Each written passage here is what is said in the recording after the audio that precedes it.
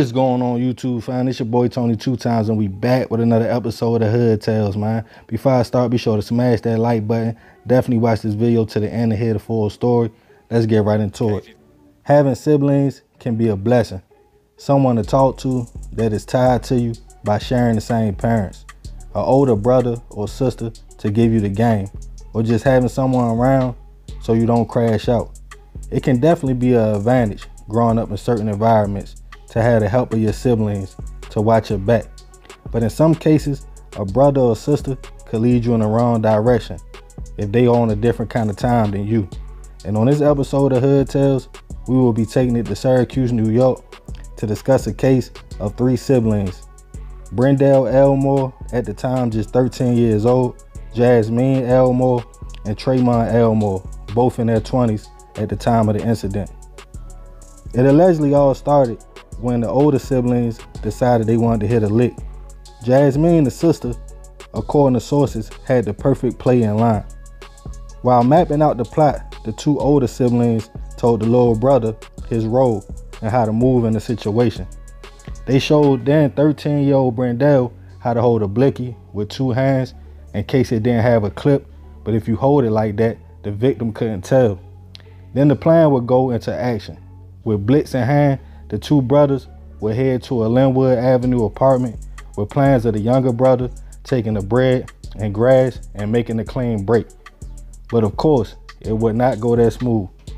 During the lick, 21-year-old Louis S. and 28-year-old Christopher M. were both in the apartments when the brothers entered. Somewhere in the mix, the two victims were hit, leaving both men gone inside the Eastwood apartment. Police quickly investigated, linking everything back to the brothers. When a car matching a getaway vehicle was spotted at a home, police advised the people inside to surrender before eventually taking them into custody. But this was just the beginning. Until authorities found out the whole plot and the roles, allegedly the sister Jasmine set everything up and provided the sticks. 13-year-old Brendell was supposed to take the product in cash with the help of his big brother Tremont, but somehow shots were fired. Tremont's case was getting crazy, as when he appeared in court the first time, it was a signed confession to the hit with him allegedly admitting guilt and asking for a plea bargain. But he later told prosecutors inmates made him write the statement and told him if he didn't, they would hurt his family, and he maintained his innocence at the time. His little brother, now 15, and not knowing if he would be charged as a juvenile or adult, would play a key role in the trial. As Brendell took the stand, he admitted going on a lick with his big brother, but stated once he got the product and money, his brother told him to leave, and that's when he heard shots. When asked about his DNA being on the glove, the younger sibling stated that was his brother's glove, and his brother's glove broke before they entered the home, so he gave him his. Brendell alleged he lied to police before because his brother told him to. Police claimed the siblings were turning on each other, as the big brother alleged all this was the work of his little brother. And Brendell also told the role his sister played, stating she provided them with the sticks and a cowboy blick and a police blick, referring to a 9 and revolver at the time. But Jasmine's lawyer would cross-examine her little brother and show pictures of him holding up hand signs looking like he was holding a blick, and other pictures with the caption, "I live the life of a villain with money all in his hands." The only way to tie Big Sis to the case was to prove she set it up and passed out the pipes, since she wasn't at the scene.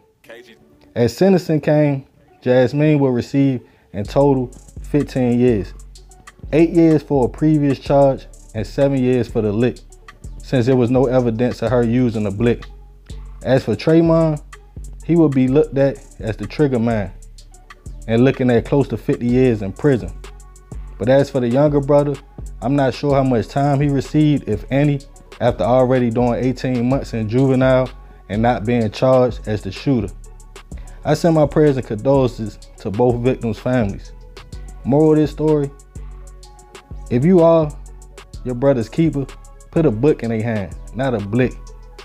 A couple dollars and some grass is not enough for some people to crash out, but in some people's eyes, it is.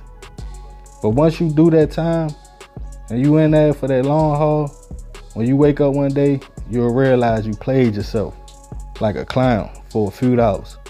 So you gotta remember, we gotta succeed, not to fail, so we won't be just another hood tale. Man, this a crazy story, you feel me? It's a messed up situation because the little brother, he was only 13 at the time, you know, when they decided to put him on the lick. I guess they was trying to show him the ropes. They was trying to say, big sis, you know what I mean? She set it up, you know what I mean? Then the older brother, they saying he was out there. He was already in the streets. So this was right up his alley, allegedly. But the little brother alleged that he just went, he did his part. He got what he supposed to get. He got the product and he got up out of there.